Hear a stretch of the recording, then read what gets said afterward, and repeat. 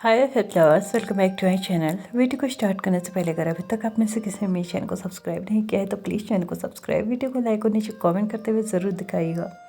ज़रूर बताइएगा कि आज का पार्ट आप लोग कैसा लगा। तो चलिए यिलिंग और मास्कमैन विंग के नेक्स्ट पार्ट को स्टार्ट करते हैं। और मैं आप लोगों को बता दूँ, the Hunter become a pray का नेक्स्ट पार्ट आज नहीं आएगा, क्योंकि आप लोग अच्छे से जानते हैं दीपावली चल रही है। दीपावली आने वाली है और बहुत ज़्यादा काम होता है, जिसकी वजह से सिर्फ मैं 2 ही वीडियोस बना पाई हूँ, जिसको मैंने अपने एक फर्स्ट चैनल पे अपलोड कर दिया है, यानी कि पेनफुल लव, और सेकंड जो अभी मैं अपलोड कर रही हूँ।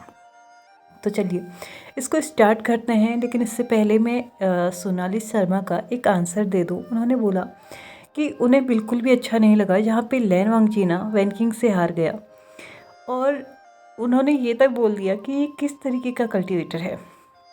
तो फर्स्ट ऑफ ऑल देखिए, यहाँ पे बात हुई थी विंग के जो शॉट थी ना उसको अपने पास लेने की। इसका मतलब था उसके पास एक टोकन था जिसके चलते वो ब्यूरियल माउंट में कहीं भी जा सकता है। मतलब ब्यूरियल माउंट जाने के बाद उसका जो टास्क है, जिसको उसका जो एम है ना वहाँ पे जाने का, कि वो विंग के अगेंस्ट कोई प्रूफ ढूंढ के लाएगा, वो बहुत ईजी हो जाने वाला है। मतलब कि वो किसी भी जगह में जा सकता है, किसी भी गुप्त जगह पे जा सकता है और किसी भी चीज़ को देख सकता है। जैसे कि अभी वैन किंग के पास पूरे राइट्स हैं, मतलब कि उसके पास भी होगा।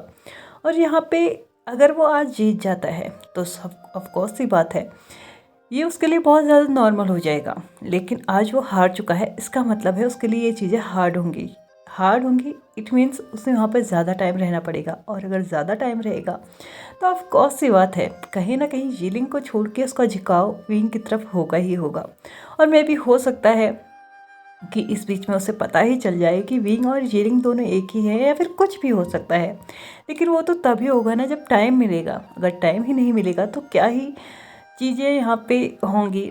और रही बात सेकंड, हमने अनटैम्प्ड में कहीं भी वैन किंग को फाइट करते हुए नहीं देखा, बट हाँ वो एक फाइटर थी, एक कल्टिवेटर थी, और उसकी शक्तियों का अंदाज़ा हम में से कोई नहीं लगा सकता। माना विंग और लैन वांगजी यहाँ पे मेन कैरेक्टर थे, बट बाकियों की शक्तियों का अंदाज़ा हमें भी नहीं था। और यहाँ पे एक इमेजिनेशन बेस्ड स्टोरी चल रही है। और जैसे कि आप ऑलरेडी जानते हैं कि वो विंग की पत्नी है, मतलब कुछ ना कुछ खासियत तो उसके अंदर भी होगी ही ना। ऐसे ही तो उसको विंग ने मुँह उठा के अपना मतलब सब कुछ नहीं सौंप दिया होगा। कुछ ना कुछ खासियत होगी, कुछ ना कुछ स्पेशलिटीज़ होंगी, और कहीं ना कहीं ट्रस्ट होगा। इसीलिए उसने अपना सब कुछ उसे सौंप भी रखा है, और आज युद्ध के लिए भी उसने बोल ही दिया है। मतलब कहीं ना कहीं वो भी जानता था कि शायद लैन वांगजी वैनकिंग को नहीं हरा पाएगा, लेकिन हाँ इतनी बुरी तरीके से हार जाएगा ये कोई भी नहीं जानता था। लैन वांगजी जब हार चुका था फाइनली, यहाँ पे अब वॉल्स का टाइम आ चुका था। यहाँ पे बीस्ट ने एक एक करके वॉल्स पढ़ना स्टार्ट किया, और उन तीनों ने ही वॉल्स पढ़ लिए थे। यहाँ पे एक दूसरे को शेयर की जाने वाली वाइन की जगह पे टी भी पी ली थी, और सभी एल्डर्स का यहाँ पे उन्होंने आशीर्वाद भी ले लिया था। और सारे के सारे लोग अभी उन लोगों को कॉन्ग्रेचुलेट कर रहे थे, और साथ ही साथ यहाँ पे इस बात की भी श्योरिटी ली जा रही थी कि अब बारात वापस जाने वाली है, तो उसकी भी तैयारियां की जाए। यहाँ से लैन वांगजी को बहुत कुछ दिया जाना था दहेज के रूप में, लेकिन यहाँ पे विंग ने उसके लिए क्लियरली मना कर दिया था, क्योंकि विंग का मानना था दहेज लेना मतलब अपने मान सम्मान पे इनडायरेक्टली एक चोट पहुँचाना। दहेज लेना मतलब कि ये जताना कि उनके पास कुछ नहीं है। ऑफ कोर्स सी बात है, पुराने ज़माने में जब दहेज दिया जाता था वो इसी बेस पे दिया जाता था कि जहाँ पे अपने बेटियों को भेज रहे हैं ना, तो वहाँ पे एक नया मेहमान जुड़ रहा है, और पॉसिबल नहीं होता कि उस नए मेहमान के लिए उन लोगों ने कुछ इंतज़ाम किए होंगे, इसलिए वो डाउरीज दी जाती थी। मतलब कुछ कपड़े, गहने और बर्तन या बिस्तर वगैरह जो भी दिया जाता है वो तब दिया जाता था, लेकिन अब तो उसको रिवाज बना दिया गया है। और यहाँ पे विंग ने जब इस चीज़ को नोटिस किया तो उसने डायरेक्टली इस बात के लिए मना कर दिया था, क्योंकि वो अच्छे से जानता था कि वहाँ से लेके जाने के लिए उसे कुछ भी ज़रूरत नहीं है। वो जहाँ पे जा रहा है वहाँ ऑलरेडी उसने सब कुछ फिक्स करके रखा है, हर एक चीज़ इंतज़ाम करके रखी हुई है।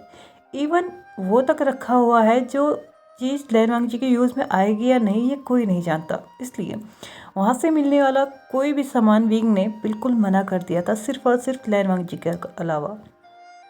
फाइनली इवनिंग का टाइम हो चुका था और अब बारात वापस जाने का टाइम था। तो यहाँ पे सारे के सारे जितने भी बाराती थे, जो कि भूत प्रेत गण टाइप के बन के आए थे शिव जी की बारात के टाइम, वो लोग फिर से अपना उधम मचाना स्टार्ट कर चुके थे, क्योंकि अब स्पेल का यूज़ जो वैन किंग ने किया था वो कम हो चुका था और उनकी नींद भी टूट चुकी थी। तो यहाँ पे वो लोग फिर से उसी तरीके से उधम मचाते हुए माउंटेन से नीचे जाने की तैयारी पे लग चुके थे। आई मीन लैंड सेक्ट से नीचे उतरने की तैयारी पे लग चुके थे, क्योंकि अब जो उन लोगों ने तालिस्मान से यूज़ करने थे वो तो लैंड सेक्ट के एंट्रेंस के बाहर जाके ही वो लोग यूज़ कर सकते हैं, इसलिए वहाँ तक तो उन्हें पैदल ही जाना होगा। लगभग आधे घंटे के बाद फाइनली वो लोग लैंड सेक्ट से पूरी तरीके से बाहर थे और यहाँ पे विंग ने अपने तालिस्मान्स का यूज़ करते हुए सभी को एक साथ बहुत ही कम टाइम में टेलीपोर्ट करवाते हुए यहाँ से डायरेक्टली ब्यूरियल माउंट में पहुँचा दिया था। लैनवांग जी अचंभित नहीं था इस सब से कि ये क्या हुआ, अचानक से वो यहाँ कैसे पहुँच गया, लेकिन हाँ वो ये ज़रूर सोच रहा था कि हो सकता है इतना लॉन्ग ट्रेवल हम नहीं कर पाएंगे। बट हाँ ये थोड़ा बहुत शॉकिंग तो था, लेकिन उसके लिए इतना भी ज़्यादा शॉकिंग नहीं था, क्योंकि वो अच्छे से जानता है कि वो किसके साथ यहाँ पे आया है। वो है विवुजान, मतलब एक ऐसा इंसान जो दिन रात बस बैरियर्स सेट करना, तालिस्मान्स बनाना, अजीबोगरीब मंत्र बनाना, यही सब चीज़ें करते रहता है। तो ऑफ कोर्स सी बात है उसके लिए ऐसे तालिस्मान्स का इन्वेंशन करना कोई बहुत बड़ी बात नहीं होगी। लैनवांग जी को लगा था कि शायद अब जो कि वो लैंड सेक्ट में नहीं है तो विंग के फेस पे जो ये अच्छाई का मुखौटा है ना वो निकल जाएगा, मतलब अब विंग अपनी असली हरकतों में आएगा, क्योंकि ये उसकी जगह है। तो ऑफ कोर्स सी बात है, कहते हैं ना अपनी ही जगह में अपनी गली में तो कुत्ता भी शेर होता है। तो ऐसा ही वो विंग के बारे में सोच रहा था कि वहाँ पे इसने अच्छाई का मुखौटा पहन रखा था, लेकिन अब शायद ही उसको हटाएगा और उसको बस उसी टाइम का इंतज़ार था। लैनवांग जी को लगा था कि शायद विंग ने ये बोल तो दिया था कि वो मतलब उन दोनों के रिश्ते को तब तक आगे नहीं बढ़ाएगा जब तक वो नहीं चाहता, लेकिन हाँ वो एक डिमोनिक कल्टिवेटर है, मतलब एक ऐसा इंसान जो कि जोर जबरदस्ती करना आसानी से जानता है। दैट मीन्स वो आज यानी कि उसकी वेडिंग की फर्स्ट नाइट पे उसके साथ ही शायद ऐसा कुछ कर सकता है। इसलिए लैनवांग जी अपने मन में ये सोच रहा था कि शायद विंग आज पहले दिन ही उसको एक ऐसा चांस दे दे जिसके चलते वो इस शादी को तोड़ सकता है। यहाँ पे लैनवांग जी वेट कर रहा था कि विंग उसको उसके रूम में लेके जाएगा, बट यहाँ पे उसकी सरप्राइज के लिए विंग ने सेम किया भी। विंग ने लैनवांग जी को यहाँ पे जब खाना खाने के लिए बुलाने के लिए कुछ सर्वेंट्स लोग आए थे, आई मीन अभी भी वो चारों तरफ से घिरा हुआ था, बट कुछ लोग वहाँ पे आके बोलते हैं कि खाना तैयार है तो हमें खा लेना चाहिए। तो यहाँ पे विंग बोलता है लेकिन उससे पहले मुझे लैनवांग जी को कहीं लेके जाना है। ऐसा कहते हुए लैनवांग जी के हाथ को पकड़ता है और यहाँ से चलने लगता है। लैनवांग जी को लगा था कि शायद अब उसके पास चांस है, बट फॉर इज सरप्राइज वो एक कमरे के अंदर गए तो सही, लेकिन लैनवांग जी वहाँ जाके बहुत ज़्यादा शॉक था, क्योंकि वहाँ पे 2 नेम प्लेट रखे हुए थे, मतलब किसी के कवर के ऊपर वो लिखे रहते हैं ना नाम वैसा ही लिखा हुआ था, जिसमें लिखा हुआ था एक में बी चांग से और एक में कांग से सेर, मतलब कि ये उसके पेरेंट्स की जो डेथ के बाद जो नेम प्लेट्स बनाई जाती है और कभी किसी स्पेशल ओकेजन्स पे या फिर उनकी डेथ एनिवर्सरी पे जिस चीज़ की पूजा की जाती है ये वही थे। मतलब यहाँ पे अब विंग ने लैनवांग जी को उनके सामने जाके उसको यहाँ पे झुकने के लिए बोला, और फाइनली यहाँ पे झुकने के बाद विंग ने लैनवांग जी का वेल जो कि अभी तक उसके सर पे पड़ा हुआ था उसको फाइनली हटा ही दिया था, क्योंकि विंग के अकॉर्डिंग यही उनका रीति रिवाज है। यहाँ पे अपने पेरेंट्स के सामने ही वो अपनी ब्राइड को या फिर अपनी पार्टनर को देखना चाहता था, और कहीं ना कहीं ये एक ट्रेडिशन भी था। बट हाँ ऐसा नहीं था कि ये जोर ज़बरदस्ती वाला ट्रेडिशन था, किसी को निभाना था तो निभा सकते थे, नहीं निभाना था तो नहीं निभा सकते थे। बट यहाँ पे विंग के पेरेंट्स अभी ज़िंदा तो थे नहीं, इसलिए उसने उन नेम प्लेट्स के सामने ही लैनवांग जी का वेल हटाया था, और यहाँ पे लैनवांग जी को यहाँ पे अपने पेरेंट्स से इंट्रोड्यूस कराते हुए बोला कि ये मेरे पेरेंट्स हैं और तुम्हें आज के बाद भले ही मेरा सम्मान ना करो लेकिन इनका बहुत ज़्यादा सम्मान करना है। इनके मान सम्मान पे कभी कोई आँच मत आने देना। कुछ ऐसा मत करना कि कोई ये बोल बैठे कि तुम विजय अंश के सन इन लॉ होने के बावजूद भी तुम इतने अजीब हो। उम्मीद है तुम समझ चुके होगे मैं क्या कहने की कोशिश कर रहा हूँ। अगर तुम कुछ गलत भी करते हो तो उसे भी सीक्रेटली करना, क्योंकि ओपनली तुम्हें यहाँ पे अब कुछ भी करने की इजाज़त नहीं है। हालांकि मैंने शादी से पहले ही ज़रूर बोला था कि तुम जो करना चाहो वो कर सकते हो, लेकिन उसमें मैं एक चीज़ ज़रूर ऐड करना चाहूँगा कि वो सब कुछ तुम सीक्रेटली करोगे। मैं नहीं चाहता कि कोई भी मुझसे ये आके कहे कि मेरा हस्बैंड कहीं और किसी और के साथ दिख रहा है। तुम्हें जो करना है तुम कर सकते हो, तुम्हें रोकने के लिए यहाँ पे कोई नहीं आएगा, इवन मैं भी नहीं। लेकिन याद रखना, जब बात किसी और के एंड से मुझे पता चलेगी तो शायद चीज़ें मेरे कंट्रोल में भी नहीं रहेंगी। और उम्मीद करता हूँ जब भी तुम जो कुछ भी करने वाले होगे मुझसे पूछ के ना सही मुझे बता के ज़रूर करोगे। ऐसा कहते हुए फाइनली वो लैन वांगजी को अपनी तरफ टर्न करता है और उसके हैवी सी जो ज्वेलरीज थी उनको भी निकालता है। उसके जो आउटर रोप जो कि बहुत ज़्यादा हैवी उसको लग रहा था उसे निकालता है। लैन वांगजी को लग रहा था कि क्या ये सब कुछ अब ये यहीं पे करेगा। तो यहाँ पे लैन वांगजी विंग उन सभी रोप्स ज्वेलरीज इन सभी को साइड में रखता है और उसके बाद बोलता है ये मेरी मदर की है, इसलिए अब मैं दोबारा से इन्हें वहीं रखने जा रहा हूँ जहाँ से इन्हें मैंने निकाला था।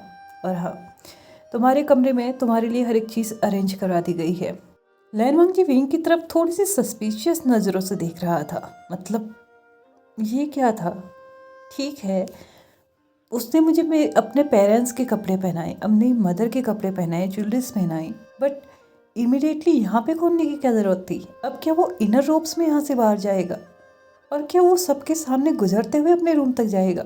यहाँ पे शायद लैन वांगजी की ये दुविधा विंग समझ चुका था। उसने उस कवर्ड से, जिस कवर्ड में उसने अभी अभी उन रोप्स को रखा था, उन ज्वेलरीज को रखा था, वहीं से एक और रोप निकाला, उसे लैन वांगजी को दे दिया और उसके बाद बोला तुम चाहो तो इसे पहन सकते हो और नहीं चाहते तो तुम अपने रूम में जाके चेंज कर सकते हो। मुझे उम्मीद है कि तुम यहाँ से इनर रूम्स में तो बाहर नहीं जाना चाहते होगे, क्योंकि तुम एक सम्मानित व्यक्ति हो और एक सम्मानित व्यक्ति को ये शोभा नहीं देता कि वो अपने इनर रोब्स में इधर उधर घूमते फिरे। ऐसा कहते हुए वो उन रोब्स को उसे दे देता है और उसके बाद बोलता है अगर तुम्हें इन्हें नहीं पहनना तो मुझे बता दो, कोई प्रॉब्लम नहीं है, तुम ऐसे भी जा सकते हो, तुम्हें कोई जज नहीं करने वाला। लैन वांगजी जल्दी से उन कपड़ों को पहन लेता है क्योंकि उसे भी पता था वो इनर रोब्स में यहाँ से बाहर तो नहीं जा सकता।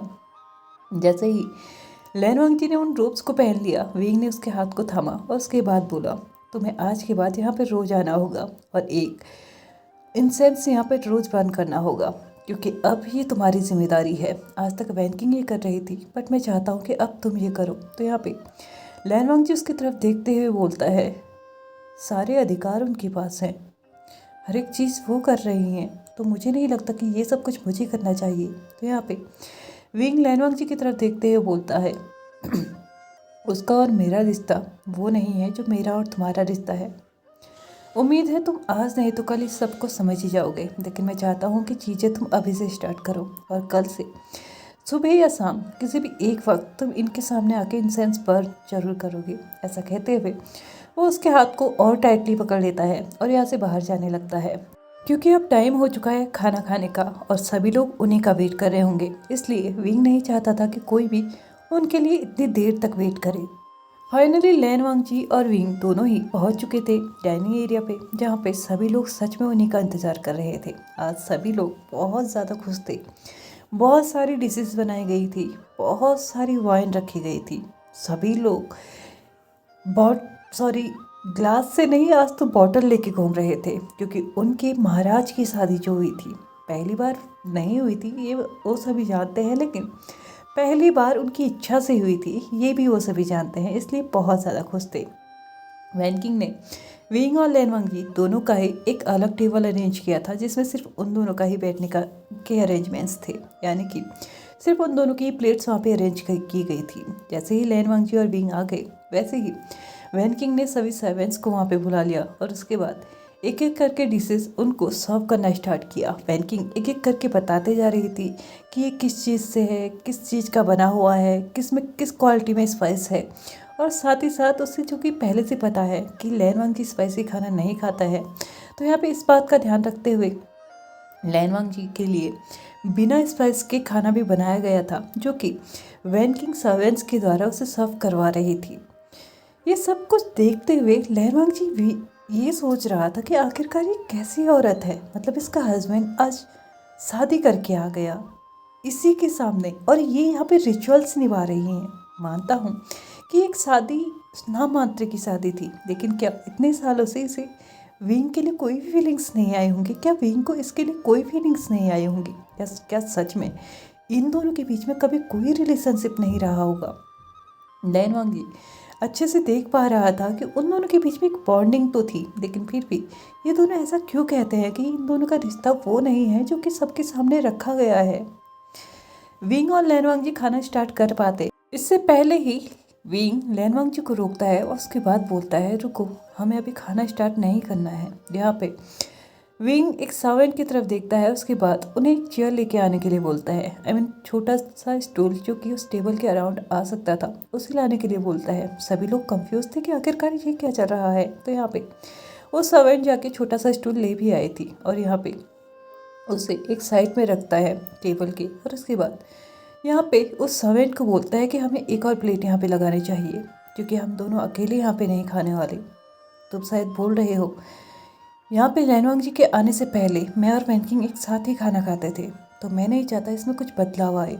वो आज भी हमारे साथ ही खाना खाएगी, और अगर हमें कभी कोई क्वालिटी टाइम चाहिए भी होगा तो हम सिर्फ अकेले में खाना खाएंगे। अगर साथ में खाना खाना है, सबके साथ बैठ के ही खाना खाना है, तो बिल्कुल वैसे ही खाया जाएगा जैसे कि पहले खाया जाता था। वैनकिंग प्लीज़ अपनी सीट पे आओ। वैनकिंग इस वक्त उन दोनों के बीच में नहीं आना चाहती थी, इसलिए वैनकिंग उसको बोलती है कि मुझे इस वक्त कहीं और बैठने में कोई प्रॉब्लम नहीं है। तो यहाँ पे विंग उठते हुए बोलता है, लेकिन मुझे प्रॉब्लम है। शायद तुम भूल रही हो, तुम एक महारानी हो, यानी कि देखा जाए तो तुम्हारा ओहदा मुझसे भी बड़ा है, और हम लोग नहीं चाहते कि इस ओहदे की कोई भी डिसरिस्पेक्ट हो। प्लीज़ अपने जगह को लो, अपनी सीट को लो और खाना स्टार्ट करो, वरना हम में से कोई भी खाना स्टार्ट नहीं करेगा। ऐसा कहते हुए विंग सभी को इशारा करता है कि खाना बिल्कुल बंद किया जाए। वैनकिंग जो चाहती थी कि विंग और लैन वांग जी दोनों ही एक क्वालिटी टाइम स्पेंड करें, बट यहाँ पे शायद विंग ऐसा नहीं चाहता था, इसलिए वैनकिंग को मजबूरन अपनी सीट पे बैठना पड़ा और सर्वेंट्स ने आके उसे भी खाना सर्व किया। तीनों ने ही एक साथ खाना स्टार्ट किया और उसके बाद बाकी सभी लोगों ने भी खाना स्टार्ट किया था। खाना ख़त्म हो जाने के बाद लैन वांग जी को लगा था कि शायद अब विंग वो करेगा जिसकी उम्मीद वो कब से लगा के बैठा है, या फिर ये कहो कि जिसकी उम्मीद में वो बैठा है कि ये चीज़ हो और अब शादी कैंसिल हो। आज के लिए बस इतना ही। वीडियो पसंद आया तो please like share subscribe and comment करते हुए जाइएगा। Thank you so much for watching my video and bye bye.